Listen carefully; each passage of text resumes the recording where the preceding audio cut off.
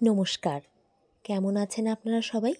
আশা করি ঈশ্বরের কৃপায় আপনারা সকলে খুব ভালো আছেন, সুস্থ আছেন। আমরাও ভালো আছি। আমার নতুন আরও একটি ব্লগে আপনাদের সকলকে স্বাগত জানাই। আজ সরস্বতী মায়ের বিসর্জনের দিন। তাই দেখুন ৩টে সরস্বতী ঠাকুর এক জায়গায় নিয়ে আসা হয়েছে একসঙ্গে বিসর্জন দেওয়া হবে বলে। খুব দুঃখের একটা মুহূর্ত, দুঃখের একটা সময়।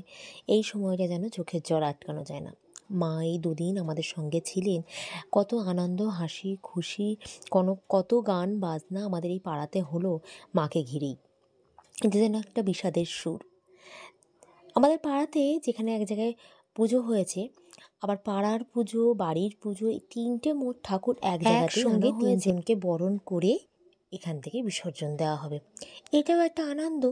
একা একা বাড়ির মধ্যে বরণ না করে সবার মাঝখানে এইভাবে বরণ করলে সবার একটা আনন্দ লাগে। সবাই আমরা এক জায়গায় হয়েছি বিকেলবেলা, তাই মাকে বিসর্জন দেওয়ার জন্য, বরণ করার জন্য। তারপর সিঁদুর খেলা এই সমস্ত তো আছেই। এটা আমার শাশুড়ি মা, উনি এখন বরণ করছেন, সব মাপজোক করছেন, ঠাকুরের যে সমস্তগুলো করা হয় সেইগুলোই। আর এই ঠাকুরগুলো, এই মাঝখানের ঠাকুরটা এটাও গত বছরের, আর এই সাইডে যে ঠাকুরটা আছে সেটা আমাদের বাড়ির, সেটাও গত বছরের।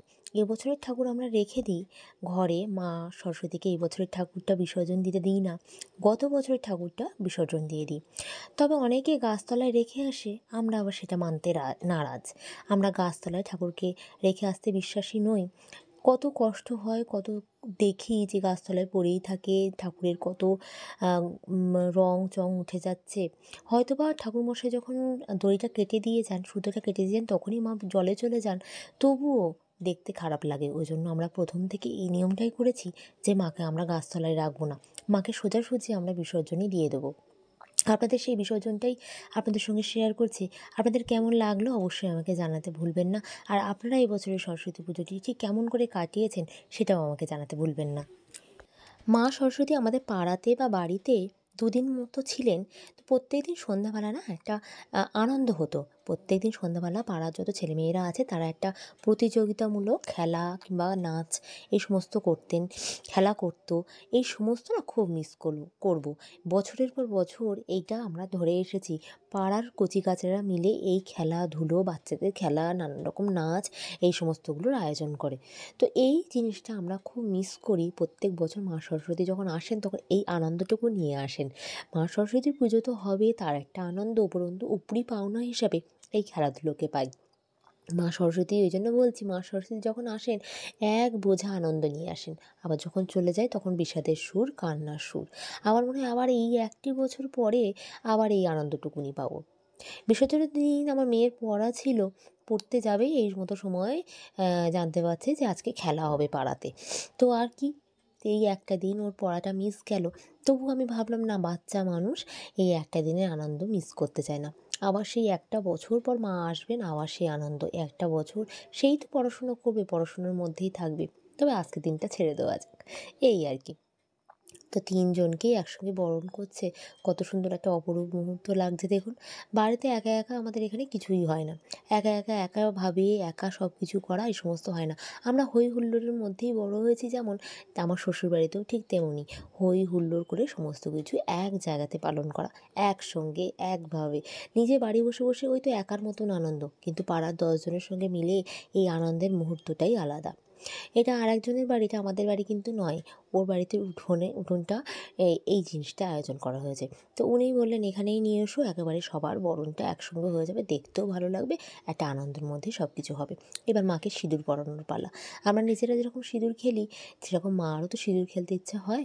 তো মাকে এবার সিঁদুর পরিয়েই এবার বিসর্জনের পালা। আর কানে কানে বলার পালা, মা তুমি আবার এসো, বিদ্যা দাও, বুদ্ধি দাও, জ্ঞান দাও, তুমি বছর বছর আবার এসো।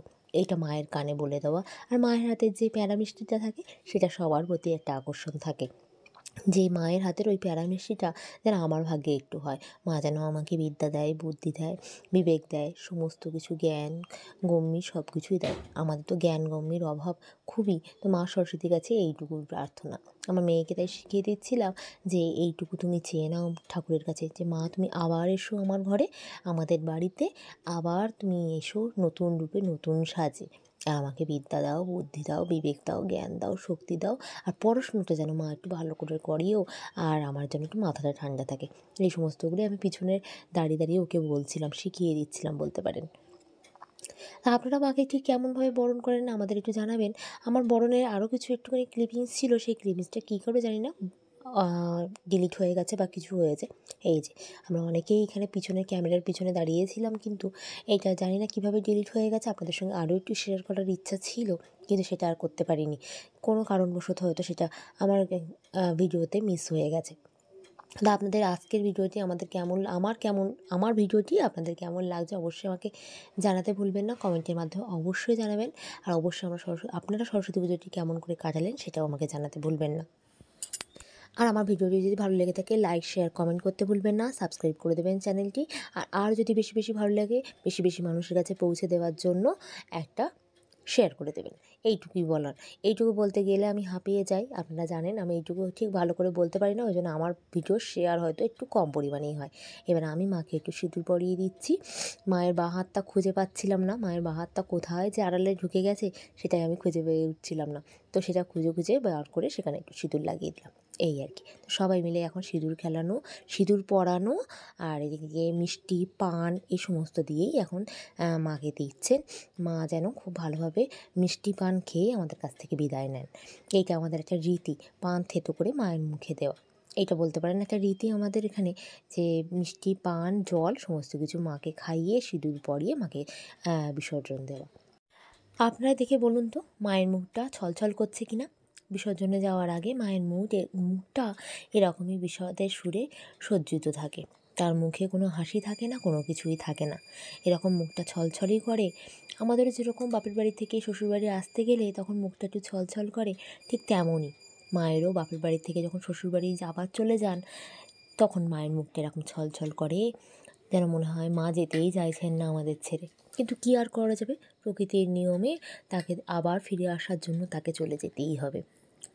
মায়ের মিষ্টি মুখ, মায়ের পান এই সমস্ত দিয়েই মা বিদায় নেবেন আমাদের কাছ থেকে, তাই না? আমাদের সমস্ত প্রসেসিং শেষ হতে একটু টাইম লেগেছিল, বিকেল বিকেলে হয়ে গেছে। আর হবে নাই বা কেন, সমস্ত ঠাকুরকে এক জায়গায় করা, তাদের সাজ সরঞ্জাম রেডি করা, বরণ ডালা সাজানো, এদিকে বরণ করা, এই সমস্ত কিছু তো করতে হবে সবাই মিলে, তাই না?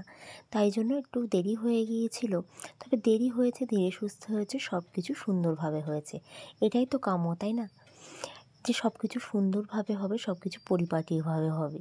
সন্ধ্যার আগ মুহূর্তেই আমরা মাকে বিসর্জন দিয়েছিলাম, সব কিছু খুব গুছিয়ে সুন্দরভাবে করে। সবাইকে এক জায়গায় করতে একটু দেরি হয়ে গিয়েছিল, কেননা এই কাজে তো ৫ জন কিংবা ৭ জন এও লাগে, তো সেই কারণেই আর কি।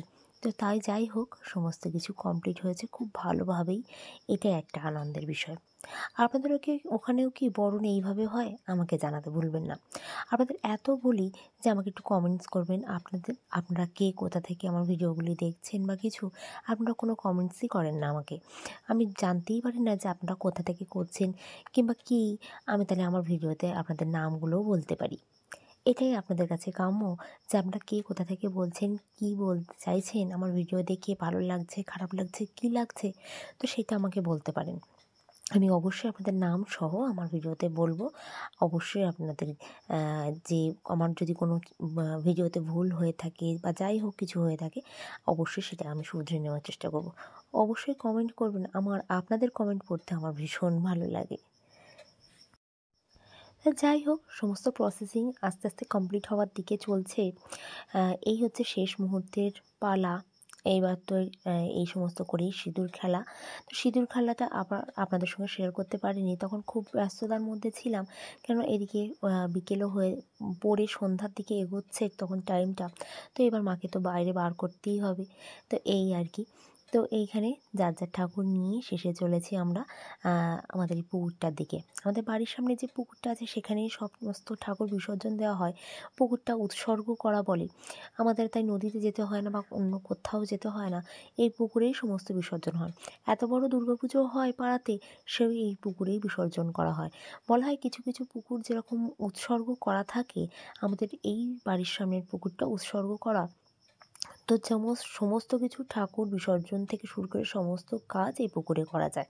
তো এইভাবে ঠাকুরকে 7 বার ঘুরিয়ে বিসর্জন দেওয়ার পালা। মা আমাদের থেকে বিদায় নিচ্ছেন। চোখে এক ফোঁটা হলেও চোখের জল এসেছে, কেননা আবার এই আনন্দের মুহূর্তগুলো আবার একটা বছর পর আমরা পাবো। একটা বছর পর দেবী সরস্বতী আমাদের ঘরে আবার আসবেন। ইনি তো আমাদের ঘরের ঠাকুর নয়, ঘরের মেয়েই বলতে পারেন। তাকে এইভাবেই রাখা হয়।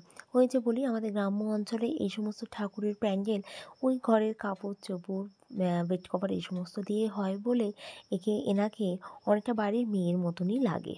তো যাই হোক, এইভাবেই ঠাকুরকে বিসর্জন দেওয়া হলো। আর পাশে আরেকজন, ওই যে উনি ঘুরছেন, ওনার ঠাকুরটা ওইভাবে বিসর্জন দেওয়া হবে। তো ঠাকুরটা একটু সামনের দিকে চলে এসেছিলো বলে সেটাকে আবার সরিয়ে আবার ঠিকঠাক জায়গা মতন দেওয়া হয়েছিল। ও তো ঠিক মতো বুঝতে পারিনি, এভাবে দিয়ে ফেলেছে। তো যাই হোক, আমার আজকের ভিডিওটি অবশ্যই জানাতে ভুলবেন না আপনাদের কেমন লাগলো না লাগলো, আর আপনাদের ওখানে কীভাবে সরস্বতী পুজো আপনারা পালন করলেন, কতটা আনন্দ করলেন, কতটা মজা করলেন, সেইগুলো অবশ্যই আমাকে জানাতে ভুলবেন না। সিঁদুর খেলার মুহূর্ততেও আমরা ভীষণ আনন্দ করেছি। সবার গালে কপালে সমস্ত সিঁদুর ছুঁয়ে আনন্দ করেছি, সেইটুকু আর আপনাদের সঙ্গে শেয়ার করতে পারলাম না।